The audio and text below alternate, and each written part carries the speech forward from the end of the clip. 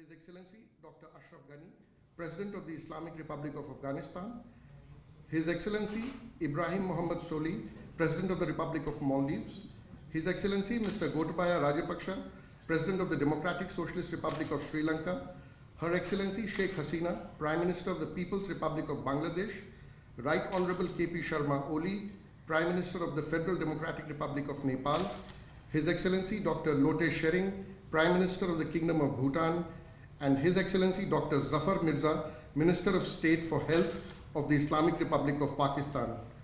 Also present is His Excellency Isala Virakun, Secretary General of the SAARC. To begin the program, I have the honor to invite the Prime Minister of India, Shri Narendra Modi ji, for his introductory remarks and thereafter for conducting the proceedings. Excellencies, Namaskar. I would like to thank you all for joining this special interaction. I especially thank our friend Prime Minister Oli, who has joined us almost immediately after his recent surgery. I wish him a speedy recovery. I would also like to congratulate President Ashraf Ghani for his recent re-election.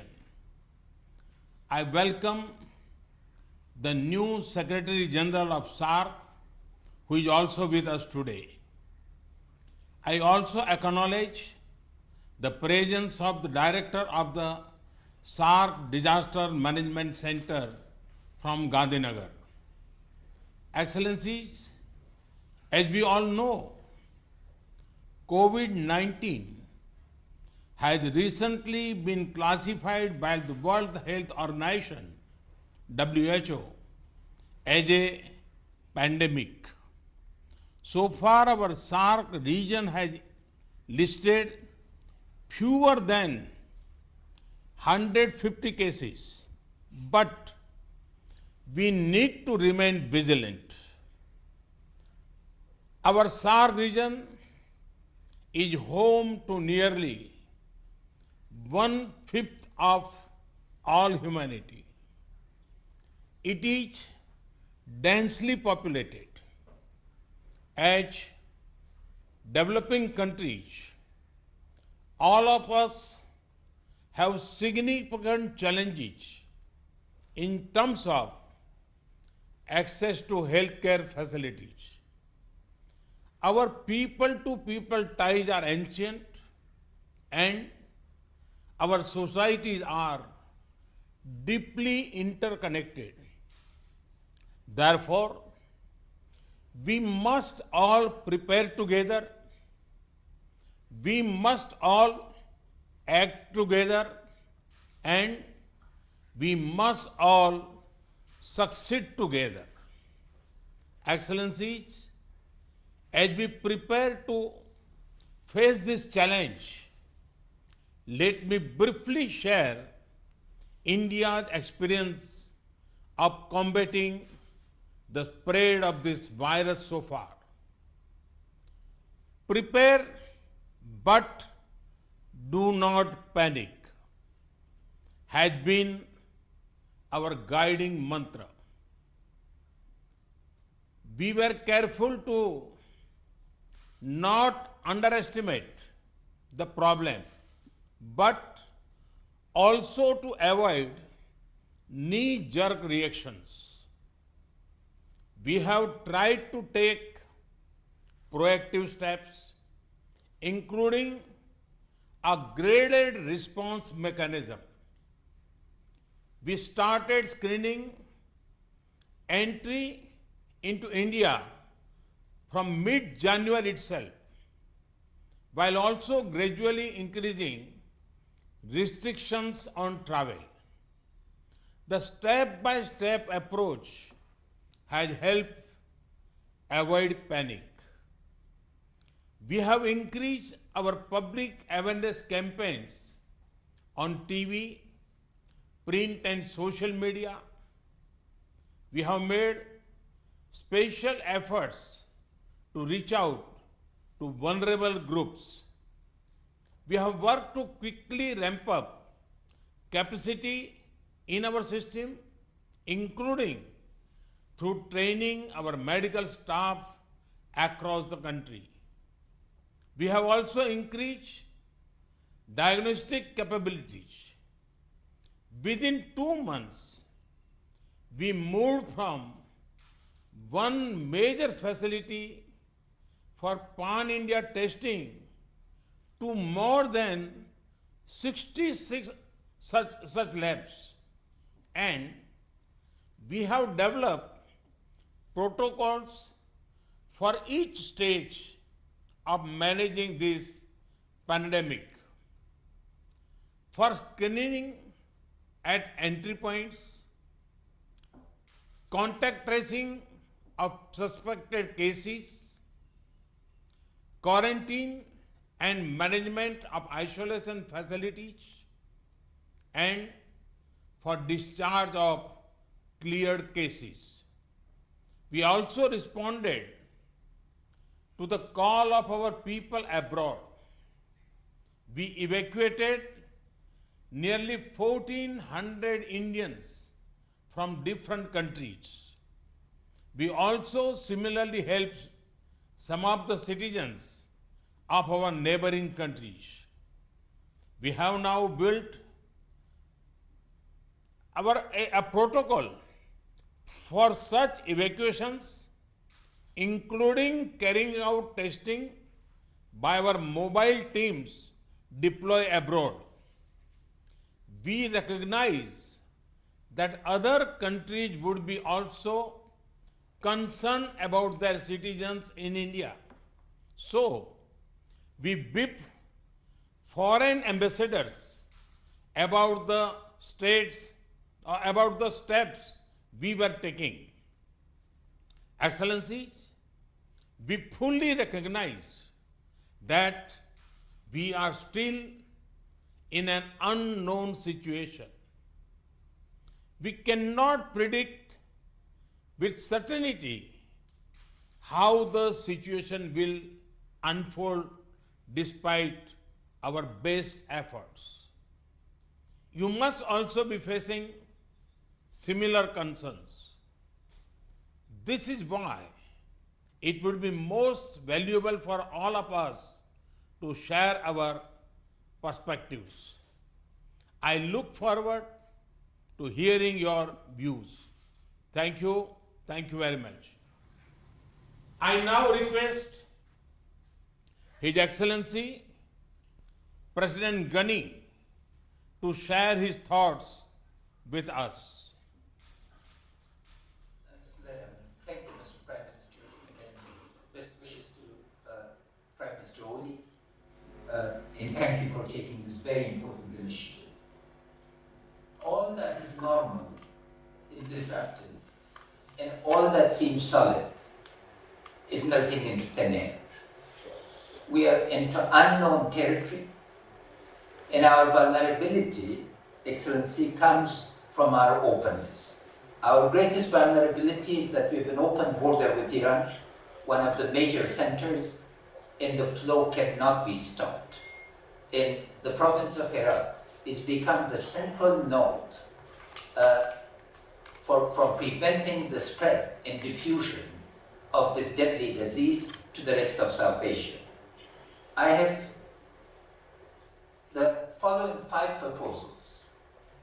1, modeling of diffusion impacts and scenarios for management. Unless we model the diffusion, we will be facing assumptions from China or the United States or Iran are not suitable to our situation. I request the task force of SAARC to be able to do this.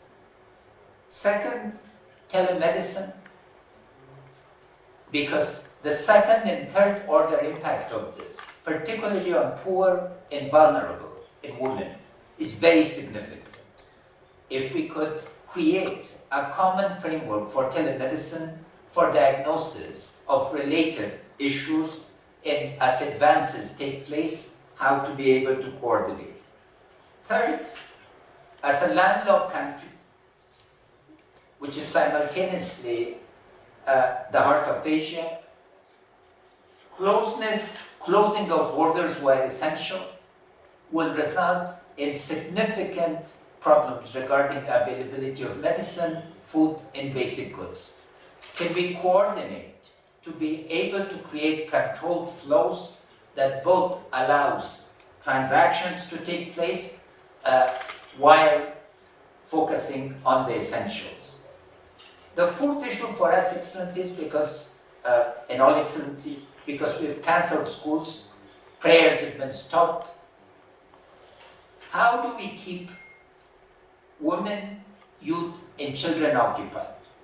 Since India in particular and South Asia are leaders in distance education, in self-learning, can the SARC satellite and India satellite be made available so we can keep people, because social distancing that is necessary cannot just take place. In my fifth proposal, Prime Minister, distinguished Prime Minister, since India is both a very important member of SARC and a member of the Shanghai Council, Cooperation Council, in Shanghai, both with China, that is our deepest sympathies, in Iran. Can we coordinate between SARC and the Shanghai Cooperation Council through your initiative? How much of the experience of China is replicable to our situations, and how do we both learn and help Iran? I thank you again for this opportunity. Our conditions, being one of the poorest countries and conflict prone, require learning, particularly from how you upscale the existing programs. We have a program across the country called HELP, that is basic health, and if there are other countries that have upgraded their basic systems to cope with this, we'll be extremely grateful for learning and yet sharing our experience. Thank you, Excellency. Thank you, Excellency. I now request His Excellency President Soli to make his remarks. Bismillahirrahmanirrahim. Assalamu alaikum wa rahmatullahi wa barakatuh. Good afternoon. I too wish to begin by thanking Prime Minister Modi for this timely call for a regional initiative to combat the increasing threat of COVID-19 in the SAARC region. In times of crisis, we do come together. In 2003, for example, when the region faced the threat of SARS, the Maldives took the initiative and hosted an extraordinary meeting of SAARC health ministers that adopted a regional common strategy for tackling the virus. No country on its own can succeed in combating the virus. It requires a shared response at an unprecedented scale. The first COVID-19 case was confirmed in the Maldives on 7 March. To date, there are 13 confirmed cases. Fortunately, no deaths so far. Since January this year, the Maldives has been taking steps to get ready for a possible outbreak. We set in place standard operational procedures and facilities for treatment and quarantine in various islands.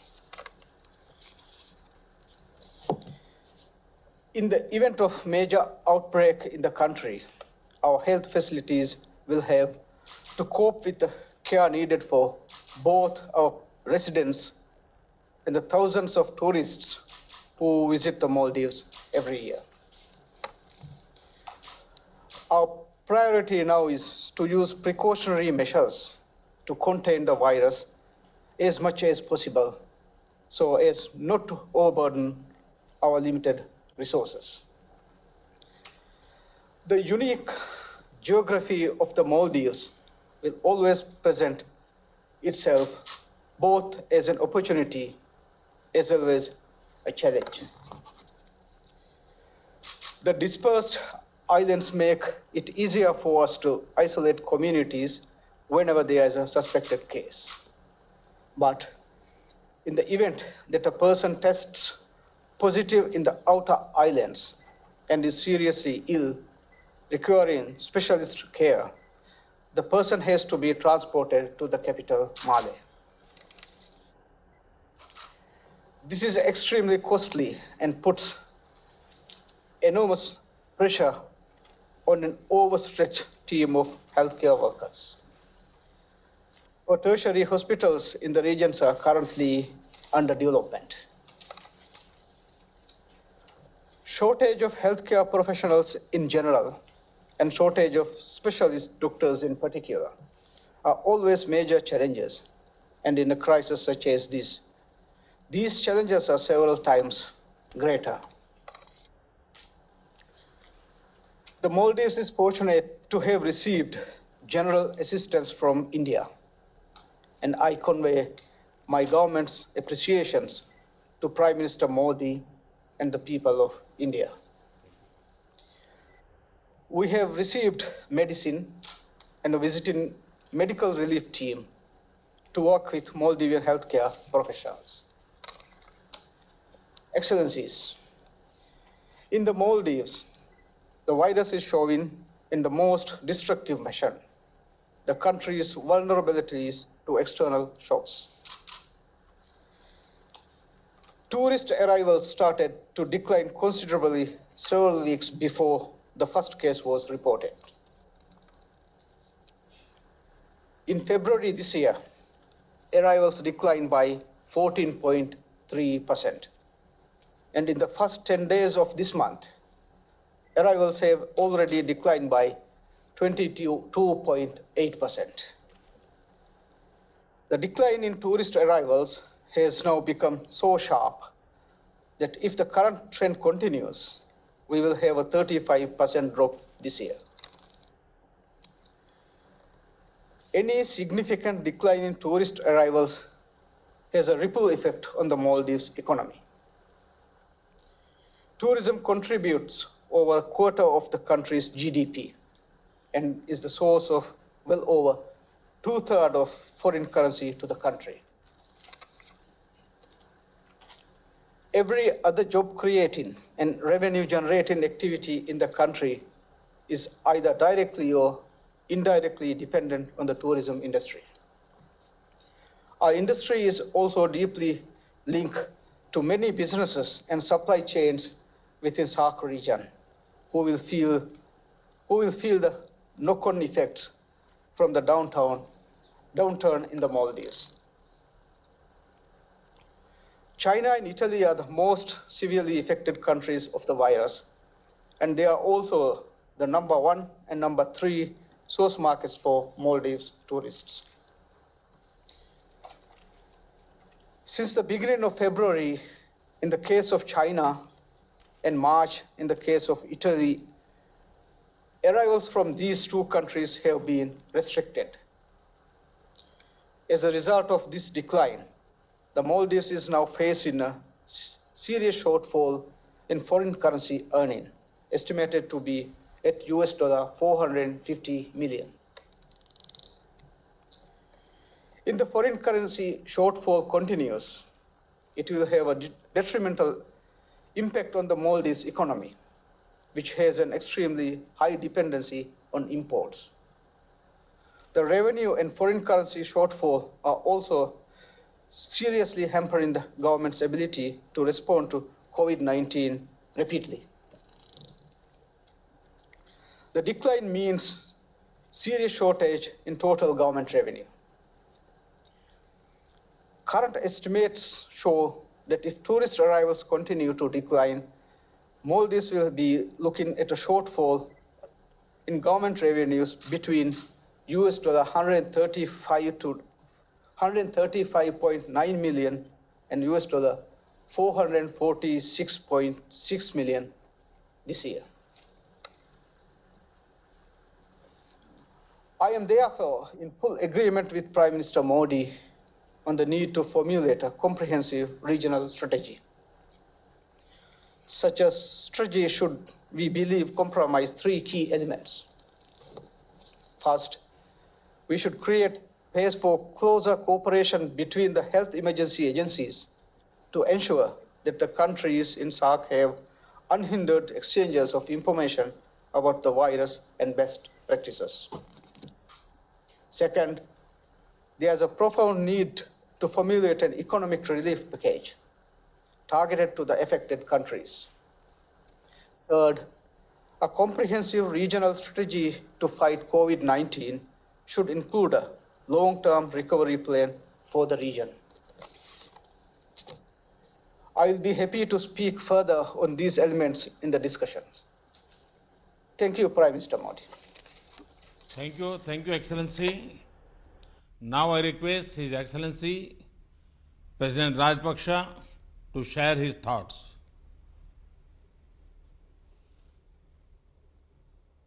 Good evening, Excellencies. First, I must thank Honorable Prime Minister of India, Shri Narendra Modi, for initiating this video conference to share our experiences, our ideas and best practices, and also to understand the challenges we face and further discuss what measures to be taken to combat this deadly coronavirus. Our biggest challenge is to stop or minimize the virus entering into Sri Lanka and control the spreading of the virus within Sri Lanka. For this purpose, we have banned tourists and other people entering Sri Lanka, especially from EU countries and also South Korea, Iran.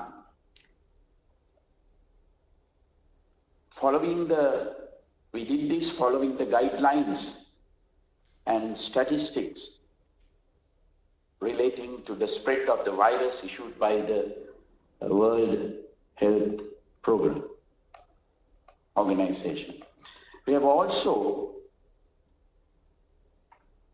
taken steps because we have a large number of Sri Lankans working especially in Italy and South Korea. We cannot stop our Sri Lankans coming back to their home country. We have therefore taken all steps to subject those returning to Sri Lanka to a 14-day quarantine period in selected quarantine centers. As it is important to restrict social gatherings, we have advanced the usual April school holidays to commence from 11th March. Further, we have closed all universities and other educational institutes, also with the aim of minimizing social interaction. Our first case was reported in Sri Lanka, was a Chinese lady tourist who since has been cured and already left Sri Lanka. The first Sri Lankan to be infected was a tour guide who had contracted the virus from a few Italian tourists who have already left the country. At present, we have 11 cases being treated in the hospital.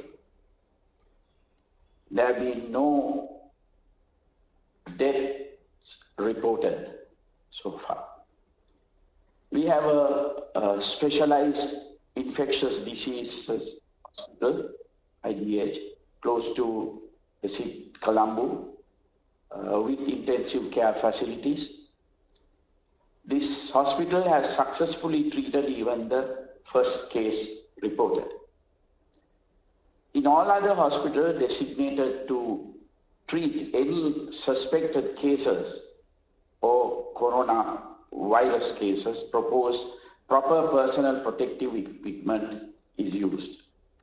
We have also requested those who show flu symptoms to seek urgent medical attention and also self-quarantine themselves. Close associates of these persons showing any flu symptoms have also been strongly advised to be subject to self-quarantine. The area police and the public health inspectors are closely monitoring the progress of the suspected patients. Public health inspectors undertake daily visits to check on these persons who are self-quarantined. We have also established a national task force comprising all major stakeholders with the power and authority to take crucial decisions have been set up and meet on daily basis with close and constant monitoring of all aspects relating to the spread of this deadly virus. A 24/7 office with hotlines has been established to coordinate all activities related to battling the spread of the virus, quarantine and testing and treatment of suspected and confirmed cases.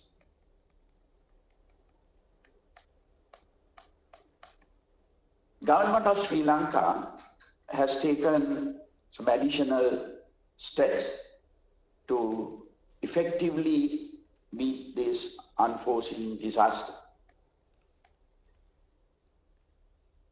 The Department of Health started giving out health warnings and advice on precautionary measures needed to be followed for prevention of the spread of the virus.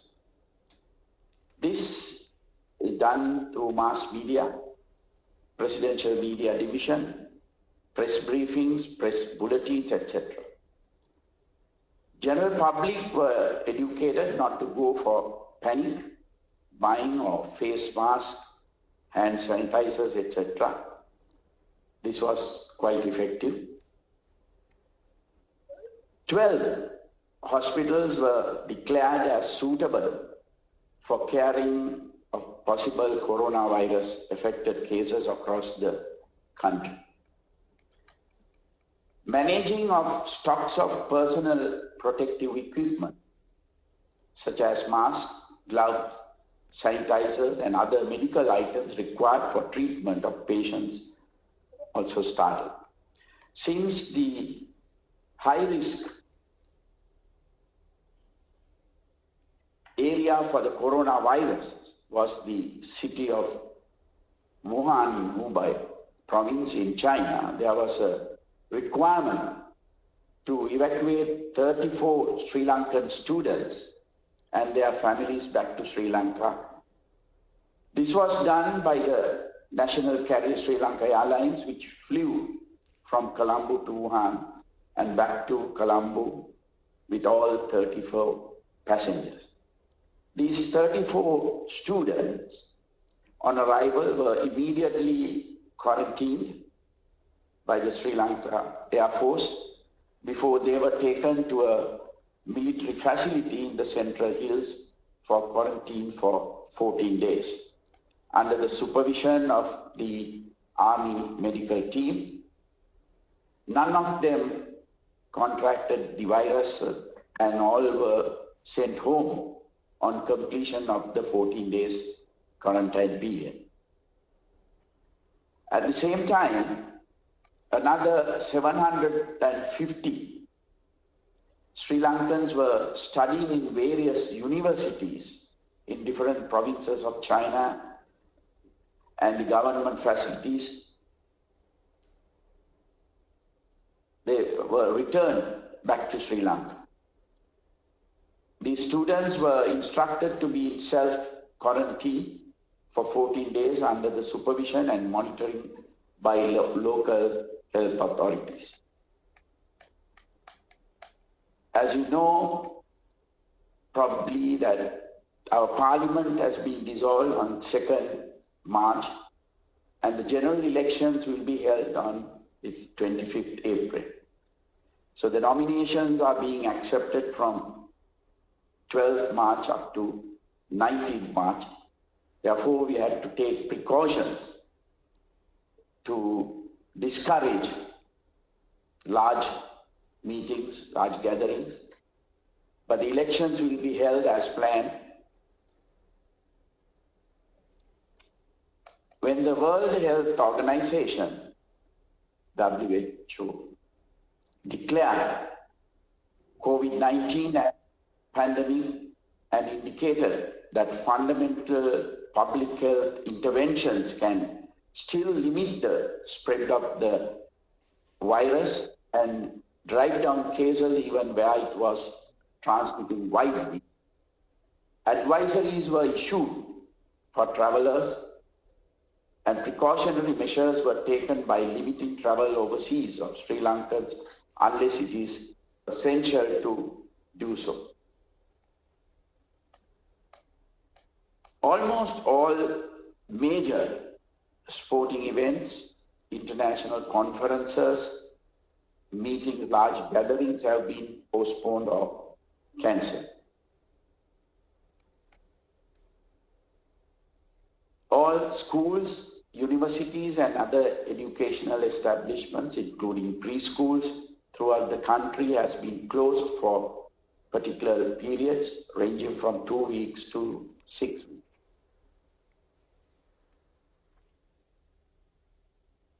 Even gatherings for religious purpose have been stopped by respective religious leaders, initially for 2 weeks.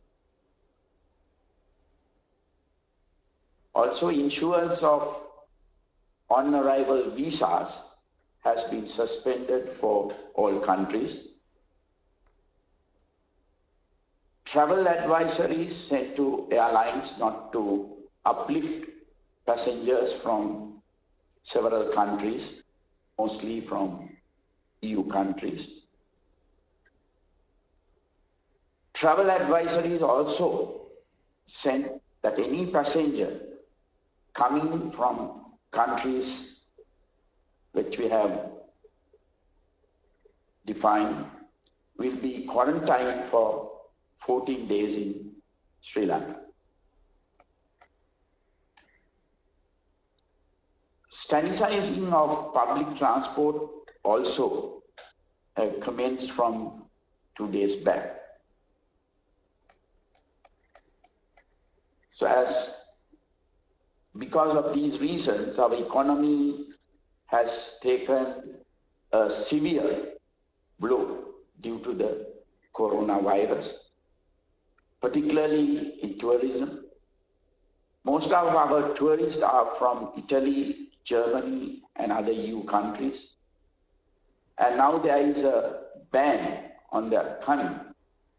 Our tourist industry was just recovering after last year's April 21st terrorist attack. Our exports are also adversely affected. Therefore, I strongly recommend the SAARC leaders to formulate a mechanism to assist our economies to tide over this very difficult period. I also wish to recommend that a SAARC ministerial level group be established to discuss, share best practices and coordinate regional matters on combating coronavirus. Thank you, Excellencies. Thank you, Excellency. I now call upon Her Excellency Prime Minister Sheikh Hasina to share her thoughts. Thank you very much. Good afternoon to all the SAARC leaders. First of all, I thank Prime Minister Modi for taking this initiative. I also thanks for bringing and hosting 23 of our students from Wuhan along with Indian students during the quarantine period. We need to devise a strong SAARC-wide strategy to fight this public health threat and to protect our citizens. We successfully prevented entry of the virus through strong surveillance and rigorous checkup at all international airports, seaports and land ports. As of now, we had only 3 COVID-19 imported cases. They have already recovered. There are 2 new imported cases from Europe. We have no local or community transmission of any COVID-19 case. We have set up a national committee to provide guidance to concerned people from all ministries at all levels. We have also undertaken massive awareness raising campaigns everywhere in Bangladesh through all available medias, including social media. My party workers at all levels are active in awareness raising. Local body representatives are vigilant to enforce home quarantine if necessary. We have kept 4 newly built hospitals, including the Kuwait Motri Hospital in Dhaka, dedicated to exclusively deal with COVID-19 patients. In addition, there is one more hospital in Rajshahi to exclusively handle COVID-19 patients.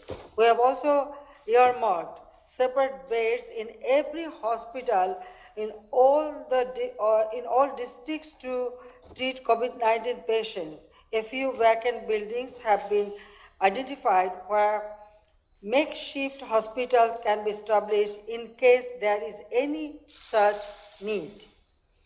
We also have trained health workers at Upazila levels. School children are also being trained to follow necessary personal hygiene. We have stockpiles of testing kits, infrared thermometers, isolation gowns, and masks. Excellencies, I have some proposals that all SAARC countries need to cooperate and collaborate closely to fight this pandemic. We need to force collaboration through our collective capacity, expertise, and resources. We are ready to share our capacity and expertise as well as the best practice with the SAARC countries, including providing logistic support if required. To continue this dialogue at technical level, our health ministers, health secretaries, and relevant health experts can also have this kind of video conferences to discuss specific areas of cooperation. WHO Southeast Asia Regional Director may be invited to these video conferences. We believe it is extremely important to establish an institution to prevent and fight against any public health threats in South Asian region in future. In our SAARC charter, it is already there about the healthcare. So we can work together for future, and in future any problem arise, we can work together and we can exchange or share our experience. And Bangladesh will be happy to host such institution if you all kindly agree. Excellency, I really thank you very much, especially Prime Minister Modi, to take the initiative, and also I appreciate that after a long time all the SAARC leaders get together. So it's a very crucial time for all of us. So we have to think about our people's goodwill. So I hope that this will show a new dimension or path to help our peoples of all our country and all the region. Thank you very much. Thank you, Excellency. I now request His Excellency Prime Minister Oli to make his remarks.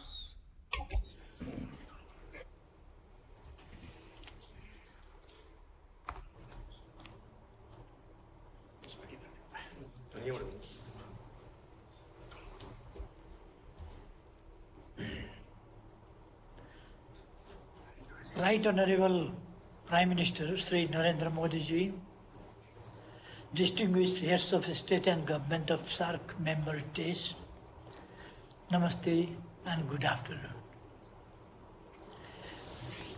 First of all, I would like to thank Prime Minister Sri Narendra Modi ji for taking this important and timely initiative, which I warmly welcome.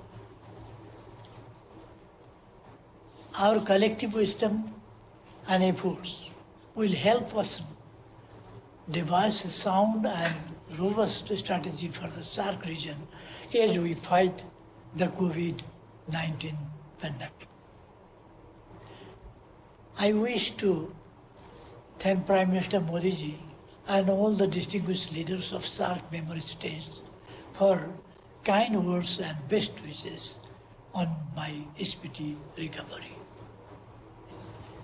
Even though we had detected one suspected imported case, but the COVID-19 test proved negative. Yet we are aware of the high risk of possible outbreak at any time. We remain alert from preventing it. We have taken several measures to enhance our preparedness. Our efforts at the moment are geared towards preventing this disease to enter into our country. Our national efforts, I am personally overseeing and guiding the government efforts. Multi-agency coordination committees have been set up at the center, provinces and local levels to mobilize government efforts in the synergetic manner. We have restricted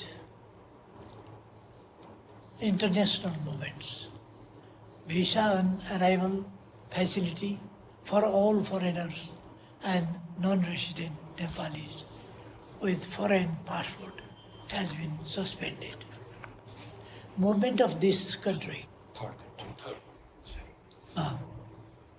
movement of third country nationals via land routes has been suspended.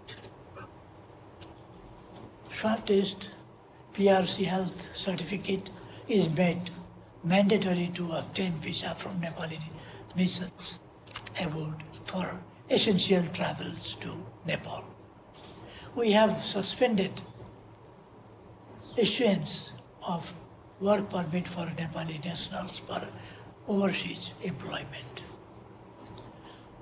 International passengers are required to go through the screening process at the health desk at the international airport. There are provisions for self-quarantine for certain categories of travelers. We are strengthening quarantine facilities in all provinces, hospitals, and arranged isolation wards and intensive wards for treatment. We are enhancing capacity of hospitals. Health workers are being provided with personal protective equipment and necessary incentives to motivate them. All the permits for mountaineering expedition for spring 2020 have been suspended and all major international conferences have been postponed.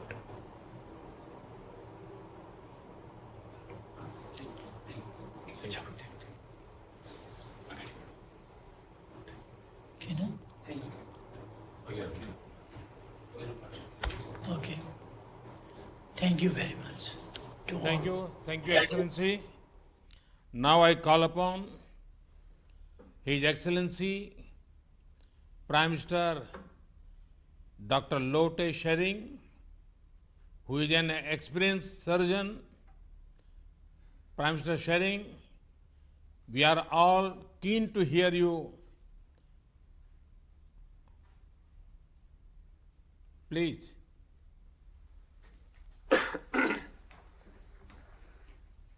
Thank you, Your Excellency. Before I start, I would like to take this opportunity to convey my King's greetings to all the heads of the states and heads of the governments here. As we speak, my King is out of the capital. He is in the district places, ensuring healthcare services, ensuring COVID-19 surveillance system, and trying to motivate our healthcare services and service providers, as well as asking all the people of Bhutan to be on the same page when this pandemic strikes Bhutan. So with this, I also would like to take this opportunity to express my King's greetings and greetings of all of us to Prime Minister Oli for his speedy recovery. And similarly, we also would like to wish Prime Minister Hasina for our father's 100th birthday celebration in few days. So with this, I would like to thank Prime Minister Modi for your excellent leadership to bring all of us together, because togetherness is required at all times. But when the whole world is fighting one common disease that we cannot see with our naked eyes, I think it's very important that all of us come together and leave behind our differences. And number two, I think it is very important that we communicate very clearly on this. Communicate between all the leaders of the world, communicate between central government with local government, communicate with the health planners and the people of the nations. So I think this is very timely, and I would like to thank Prime Minister Modi ji for your excellent leadership on this. To tell my colleagues on the experience of Bhutan on the lone COVID-19 positive that we had, it was the 5th of this month, last 5th of March evening, we had one lone imported case, a Bhutan lover, a Bhutan visitor who wanted to visit Bhutan, came to Bhutan, and then on the 3rd day of his visit, he showed some very abnormal signs, symptoms, and then on suspicion, we found out that he was COVID-19 positive by evening. Yet we wanted to confirm it, and the confirmatory test came just before midnight, around 11:30 p.m. By then, our health officials had all gathered in the ministry. Even my king also came to the ministry, and we all started because we knew that we had the first confirmed positive case. So throughout the night, we worked very hard. Our surveillance system that was already in place was initiated, activated overnight, and starting midnight till 7 a.m. the coming morning, that is 6th of March, we managed to trace the whole path of the first positive case. We managed to identify all the 48 primary contacts. We managed to send all the contact tracers and surveillance team to their respective places and inform them of the importance of house quarantine that first morning. And then as the day unfolded, we managed to pull them out and bring them to the formally identified quarantine facilities. So over 78 hours, we managed to identify all 48 primary contacts from 3 different parts of the country wherever our tourists had visited. And we also managed to initiate the medical team that we had identified to treat in case if he had a positive case. And then he was isolated and treatment started. And it all happened because our health ministry under Minister Dichen's leadership, everything was planned beforehand. And then our king was also awake the whole night trying to coordinate the whole thing and bring all the primary contacts together.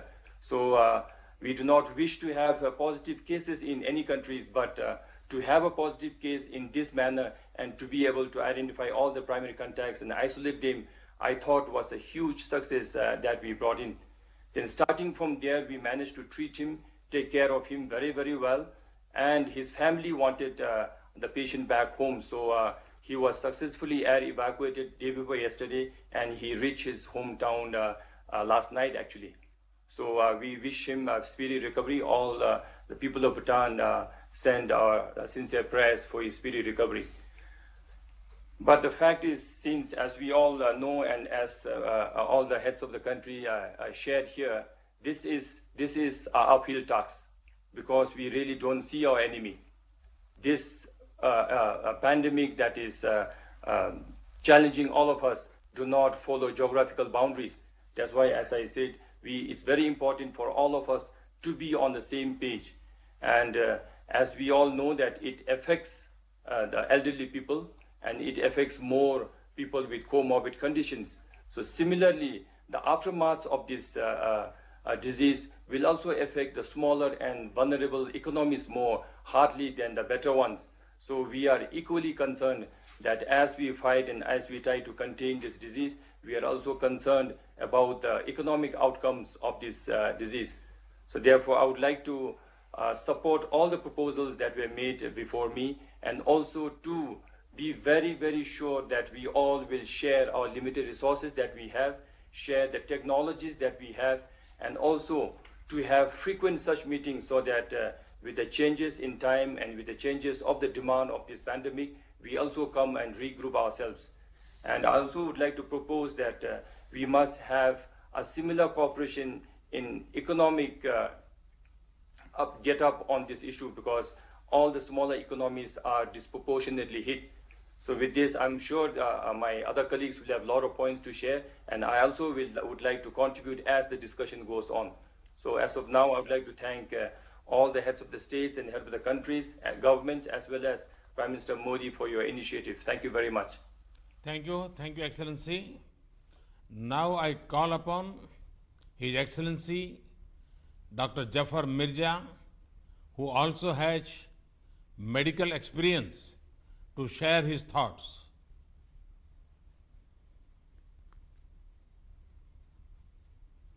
Bismillahirrahmanirrahim, and Assalamu alaikum to honorable heads of state and government and Secretary General SAARC.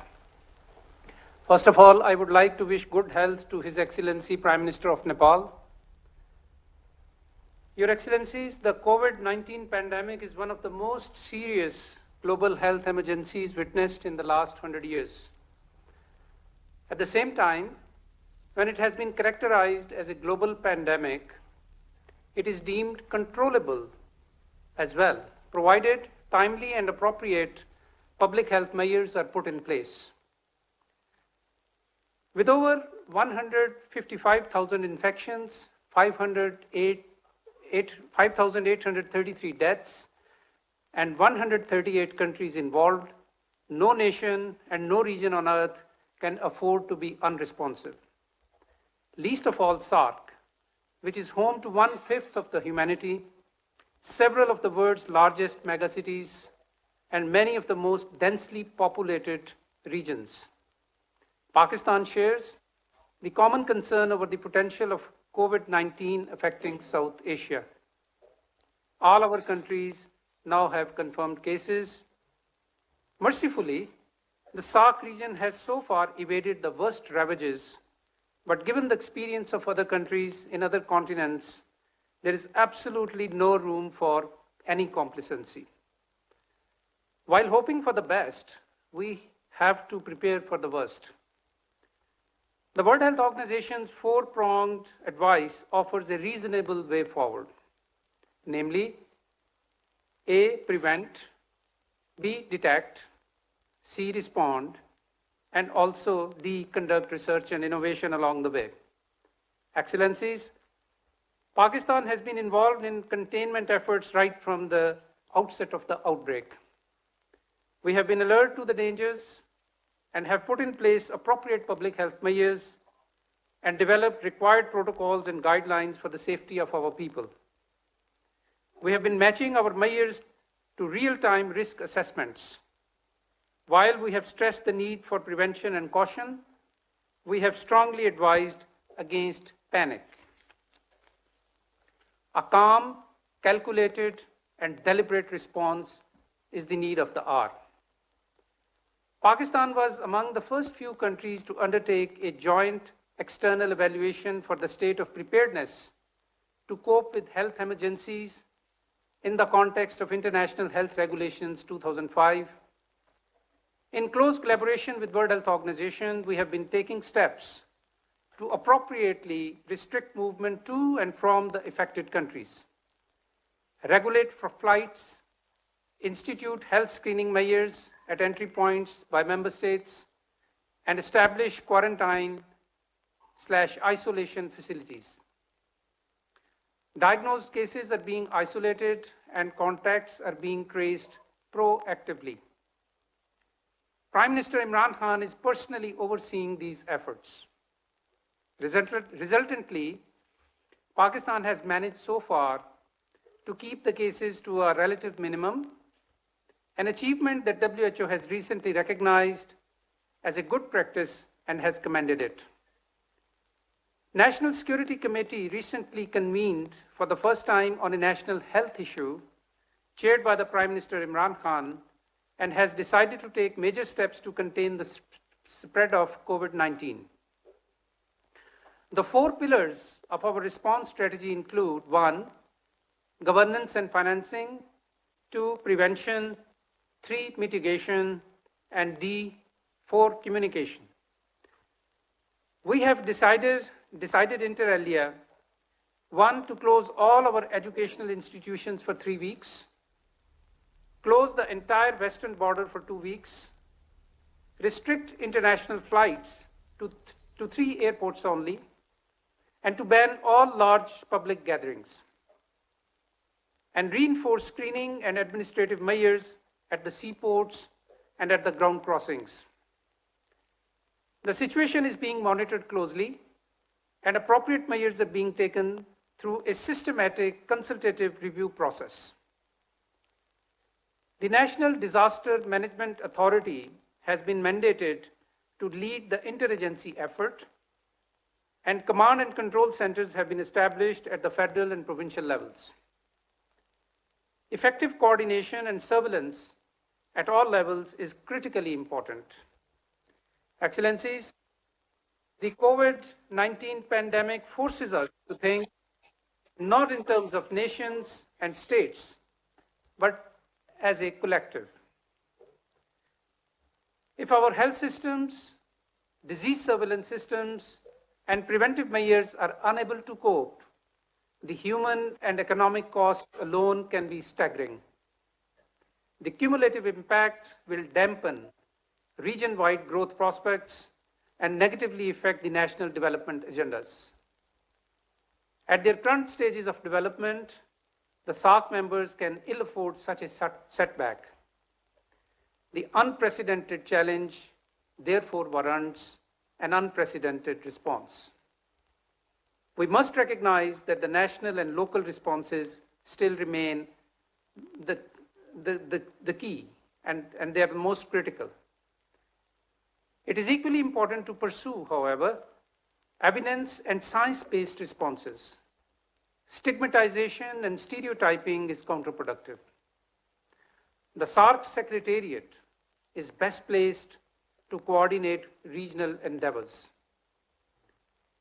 With this in view, Pakistan proposes, like other excellencies, that the SAARC Secretariat be mandated to: 1, establish a working group of respective national authorities for health information and data exchange, as well as coordination for responses in real time.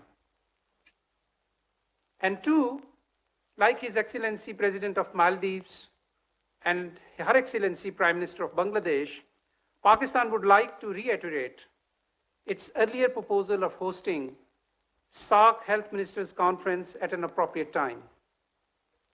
3, reach out on behalf of SAARC countries to specialized development partners, including World Health Organization, for mobilization for technical advice and resources. 4, follow WHO guidelines and implement exit health screening for travelers in the region to avoid cross-border spread. 5, a regional mechanism is proposed to share disease surveillance data in real time about prevalence and incidence of communicable diseases and public health events of regional significance. And lastly, learn from and disseminate the experience of SARC observer states, particularly China, which has effectively addressed the COVID-19 challenge despite being from where it originated. Excellencies, the challenge at hand demands sagacity, vision, and synergy of action. The strength and resilience of the people of South Asia is well known. We have no doubt that we will overcome these challenges. Thank you, Your Excellencies. Thank you. Thank you, Excellency. Thank you all for sharing your thoughts on the situation and the steps you have taken. We all agree that we are facing a serious challenge. We do not know and as yet know what shape the pandemic will take in the coming days. It is clear that we have to work together. We can respond best by coming together, not growing apart. Collaboration, not confusion. Preparation, not panic. In this spirit of collaboration, let me share a few ideas on what India can offer to this joint effort. I propose we create a COVID-19 emergency fund. This could be based on voluntary contributions from all of us. India can start with an initial offer of $10 million for this fund. Any of us can use the fund to meet the cost of immediate actions. Our foreign secretaries, through our embassies, can coordinate quickly to finalize the utilization of this fund. We are assembling a rapid response team of doctors and specialists in India, along with testing kits and other equipment. They will be on standby to be placed at your disposal if required. We can also quickly arrange online training capsules for your emergency response teams. This will be based on the model we have used in our own country to raise the capacity of all our emergency staff. We had set up an integrated disease surveillance portal to better trace possible virus carriers and the people they contacted. We could share this disease surveillance software with SARC partners and training on using this. Let us also use existing facilities like the SARC Disaster Management Center to pull in the best practices among all of us. Looking ahead, we could create a common research platform to coordinate research on controlling epidemic disease within our South Asian region.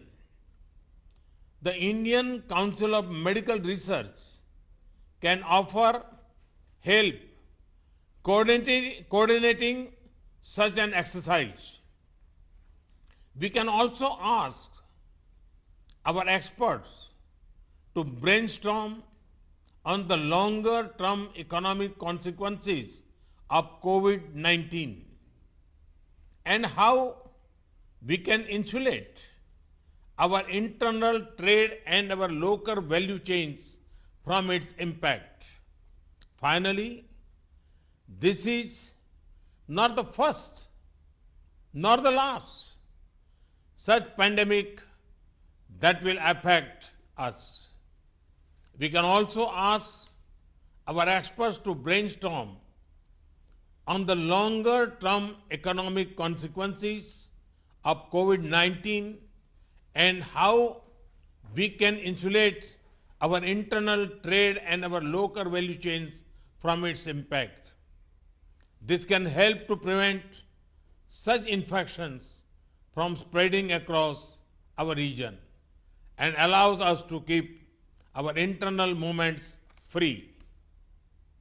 I call upon His Excellency President Ghani to share his thoughts. Well, thank you, Mr. Prime Minister. Thank you, all heads of state and government, and Dr. Mirza. The number of cases in Afghanistan is 16. No deaths, and as of yet, they're in 5 provinces. But the case I make is the following. Our refugees from Iran are being sent back in droves. I would like to make the case that dealing with this flow in the Herat province, 3 provinces, particularly Herat, Nimroz and Farah, is a regional challenge. Because thousands of people are coming from an infected area in the period in which the incubation takes place and the detection takes place. So we would like to offer, particularly the Herat province, where we're making major efforts, as a model. In terms of organization, our National Security Council I've chaired a number of times, and we've created a task force under the Vice President in all the provinces. We are reorganizing our budget, etc. But let me welcome your initiative. We would like to be delighted to contribute to this voluntary fund. But the phases, Mr. Prime Minister, we would suggest we need to think about the next 6 months as one period where the pandemic is likely to unfold. Thank God weather is going towards warming, and it's shown that there are negative consequences. But the vaccine is not likely to develop sooner than a year or to 18 months.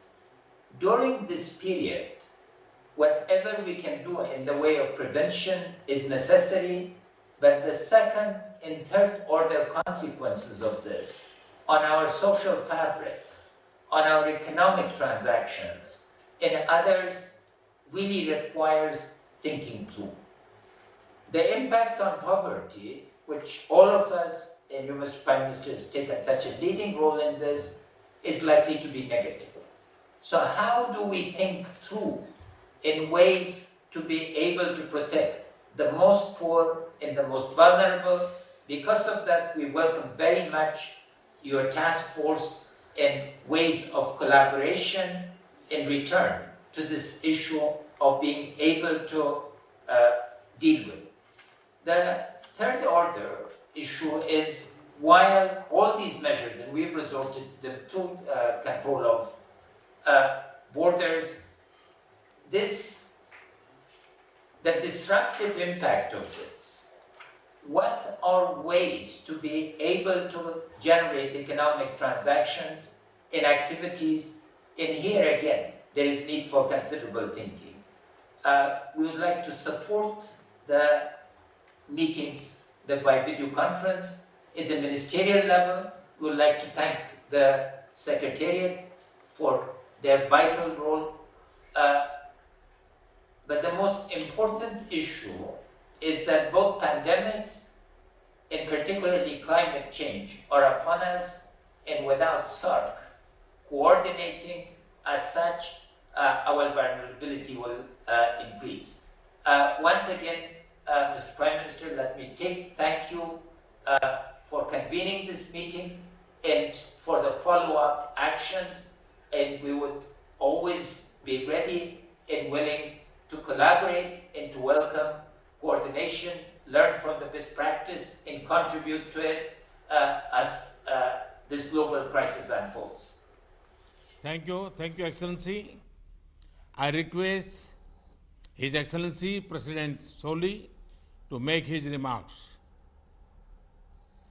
Thank you, Prime Minister. First of all, I welcome Prime Minister Modi's proposal, especially on preparation and longer-term economic recovery, and to form a COVID-19 emergency fund. As I mentioned in my opening remarks, we believe that a common approach should address the following challenges. First, to ensure rapid response and sharing of experience and expertise. We should create space for closer cooperation between the health emergency agencies to ensure that the countries in SAARC have unhindered exchanges of information about the virus and best practices. The Maldives has already received technical and material support from India, as I have highlighted earlier. I would also like to thank the government of India for evacuating 9 Maldivians from Wuhan. It is time that bilateral cooperation of that nature be expanded to regional level where every country would benefit.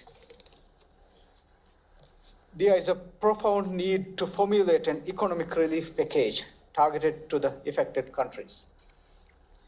In the case of the Maldives, such a package would include budget support to fill the significant shortfall in revenue gap that I mentioned earlier. Third, it is always good to plan ahead to ensure quick and sustainable recovery after the pandemic. So we believe that we should start discussing a long-term recovery plan for the region. For the Maldives, such a plan means initiating a quick recovery in the tourism sector. It means building up our resilience through sustainable regional development and connectivity between the Maldives and major cities in the region. It also means scaling up private investment in tourist resorts and infrastructure that propels growth in tourist arrivals, which in the Maldives means economic growth. Thank you, Prime Minister, once again for convening this meeting. Thank you, Excellency. I now request His Excellency President Rajpaksha to share his thoughts. Thank you very much, Excellency. And again, I want to thank Honorable Prime Minister of India for convening this important video conference today. And we learned a lot of lessons from all the participants, and I thank all the heads of state for sharing their experiences and also good practices. And also I want to thank you, Excellency, for the series of assistance that you have proposed, especially the raising fund, COVID fund, and also we all know there's a shortage of testing kits and other equipment, not only within this region, or all over the world. So thank you for offering these assistance to all the regional countries. And also, it is very important for us to work together, not only combating COVID-19 virus, but also be prepared for similar situations in future. We have to understand that it's very important that the social awareness is very important in these type of situations. Because sometimes the people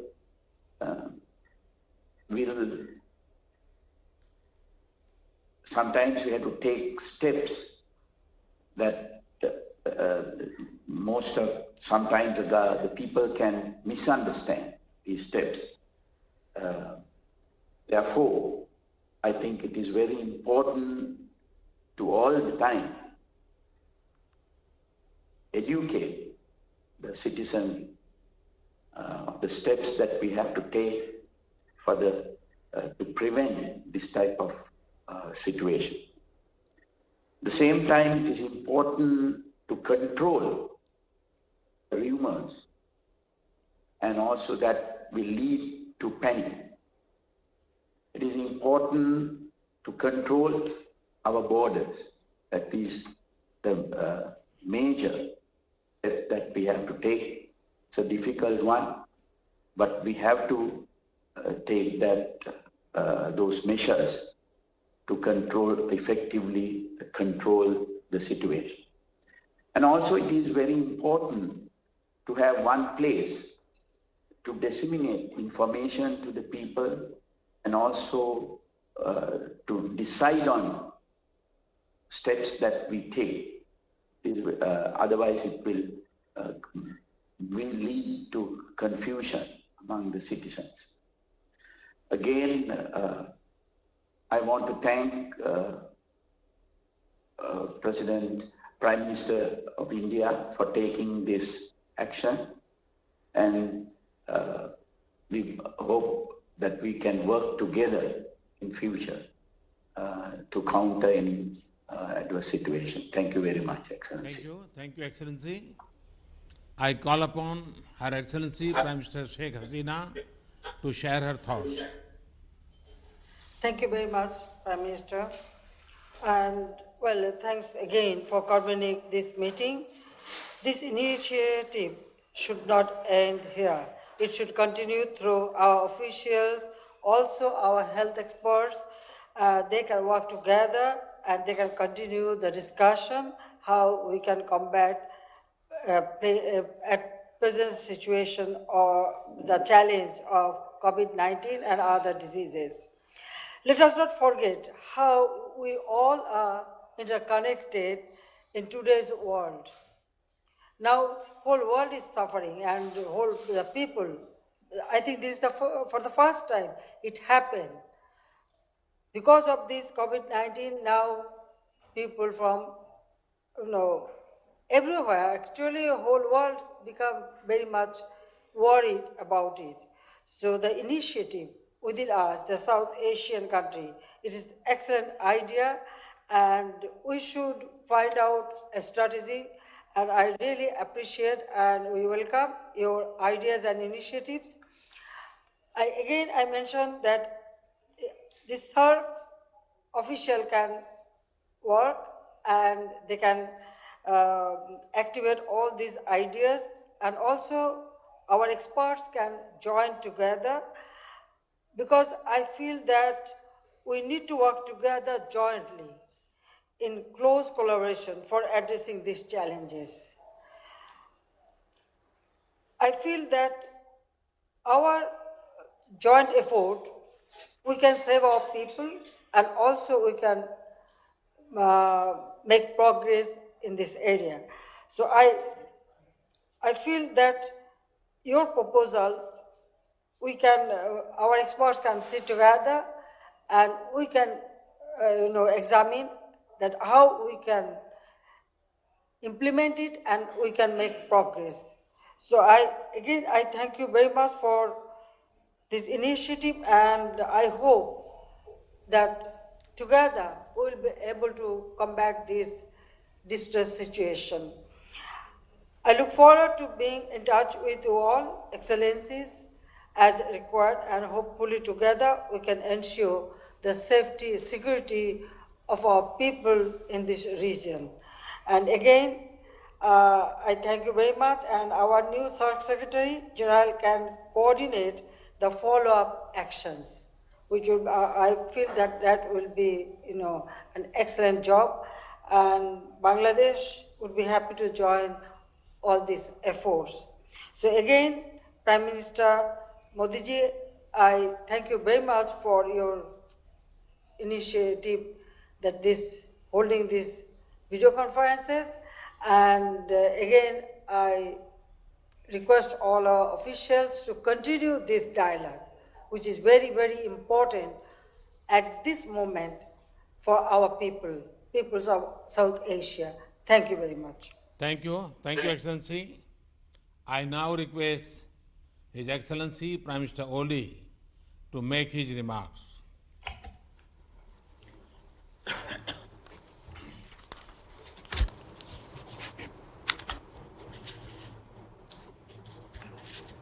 Thank you, Excellency Narendra Modi ji, the Prime Minister of India. Our region is at high risk of COVID-19. The epidemic knows no boundary, no nationality, and no region. Therefore, we need to devise ways to combat this pandemic collectively. It is a common challenge and it demands common efforts. First thing is awareness creation. Community-based organizations and medical and non-medical volunteers could be mobilized in raising awareness and supporting government agencies. We have to appeal to our people to avoid non-essential foreign travels and to avoid attending mass gatherings and other large-scale events. Our region is rich in traditional medicine. We have to encourage our people to use this asset for the prevention and treatment of this disease. Our way of greeting people with namaste rather than shaking hands can avoid potential threat of human-to-human transmission of this virus.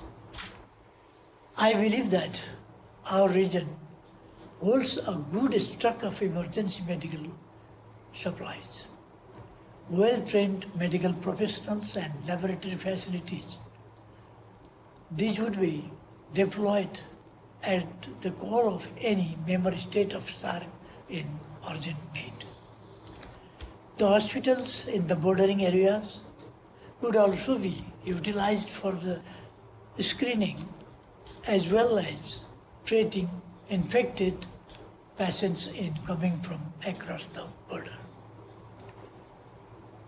We may encourage hospitals, medical centers, research institutions, and health workers in the region to build a good network for sharing experiences, research findings, and best practices in critical areas associated with the prevention and treatment of this deadly disease.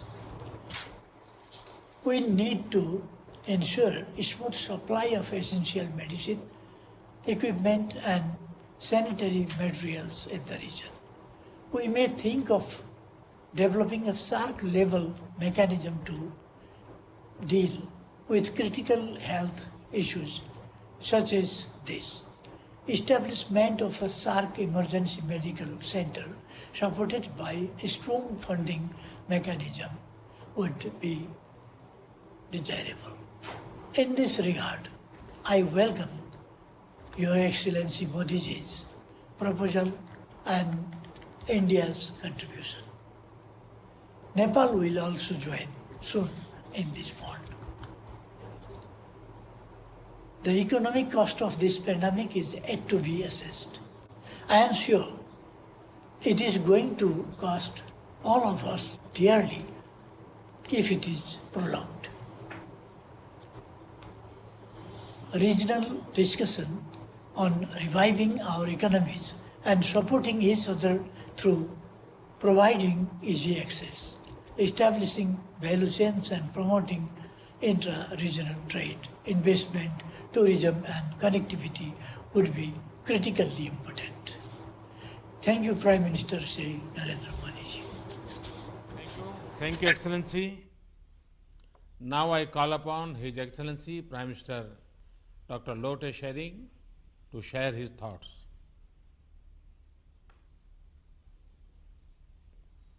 Thank you once again. I personally feel that this is a wonderful opportunity for all of us to share our personal opinions.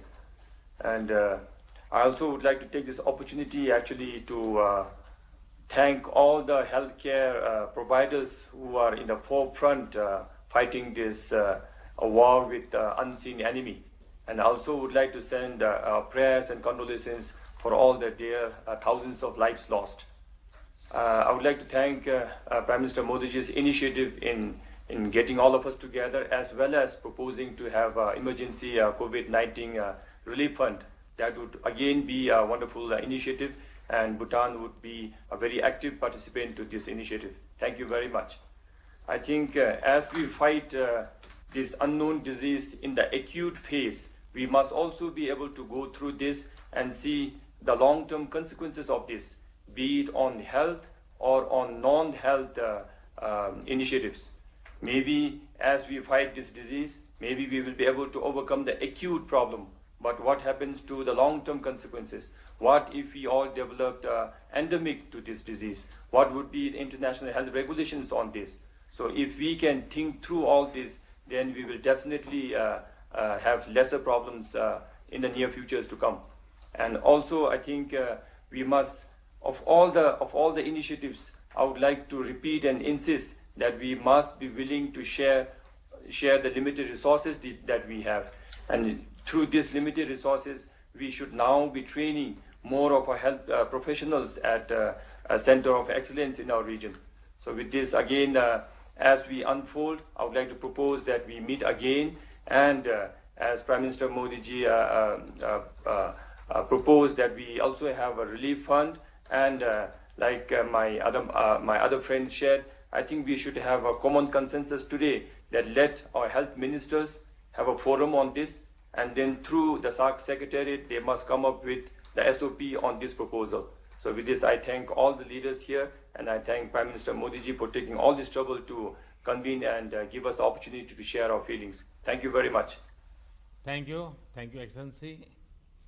Now I call upon His Excellency Dr. Zafar Mirza to share his thoughts. Thank you, Your Excellency, Prime Minister Modi, and thank you for your suggestions. I think it has been a constructive and insightful discussion that we had today, and I hope that we can keep up the momentum. And I think that it is important that in SAARC countries we give public health a chance to bring us together. Let me, as a public health person myself, say that in the context of health emergencies, we need to take a proactive approach. We should not wait for emergencies to happen and outbreaks to take place and then to start our preparations. Often, all of our health systems are undergoing reform in our countries. But what we forget in this reform process is that we also have to invest in health emergencies, preparation, response, and recovery. So if we need to take a proactive approach there, and that's what we are now doing in Pakistan. I would also like to mention that the SAARC region generally remains a least integrated region in the world. I'm stating the obvious. The last SAARC summit was held in Nepal in 2014, and our health surveillance mechanisms are fragmented, and necessary regional cooperation and coordination mechanisms are largely conspicuous by their absence. We believe that SAARC Secretariat does provide us that platform which can bring us together, and we believe that we need to use this platform as a platform for pooling of resources of all kinds, including technical expertise, national experiences, and even financing, which can be used by all the members of the SAARC region. Your Excellencies, I would also like to mention that we hope that during this COVID emergency, our member countries will provide access to emergency assistance to all our regions in our countries, because equity in health is a fundamental principle of public health. In this regard, let me say that it is a matter of concern that COVID-19 has been reported from Indian-occupied Jammu and Kashmir. And in view of the health emergency, it is imperative that all lockdown in the disputed territory must be lifted immediately. Opening up communications and movement would facilitate dissemination of information, allow distribution of medical supplies, and enable containment and relief efforts to proceed unimpeded. Lastly, I would like to also address the point that His Excellency President Ghani made, and we understand his concern about the border crossings and their closure. I want to reassure him that we have done this for temporarily so that we can reinforce our point of entries and land crossings. And this is exactly in the light of the WHO guidelines and the steps being implemented by regional states to contain the spread of the virus. This is a temporary measure. I assure you, Pakistan remains cognizant of Afghanistan's needs and requirements, and I assure you that the essential supplies, including food and medicine, will be allowed through as the requisite surveillance and screening mechanisms are put in place. I thank you very much. Excellencies, thank you once again for your time and your ideas. We have had a very productive and constructive discussion today. We all agree that evolving a common strategy is critical to handling such challenges. And we agreed to find cooperative solutions. We will share knowledge, best practices, capacities, and where possible, resources. Some partners have made specific requests, including about medicine and equipment. My team has taken careful note of this. Let me assure you that we will do our best for our neighbors. Let us ask our officials to maintain close contact and develop a common strategy in the spirit of partnership and working together. Let us identify nodal experts from each of our countries, and they can have a similar video conference 1 week from now to follow up on our discussions today. Excellencies, we have to fight this battle together, and we have to win it together. Our neighborhood collaboration should be a model for the world. Let me conclude by wishing all our citizens good health and success in our united efforts to tackle this pandemic in our region. Thank you. Thank you very much. And namaste.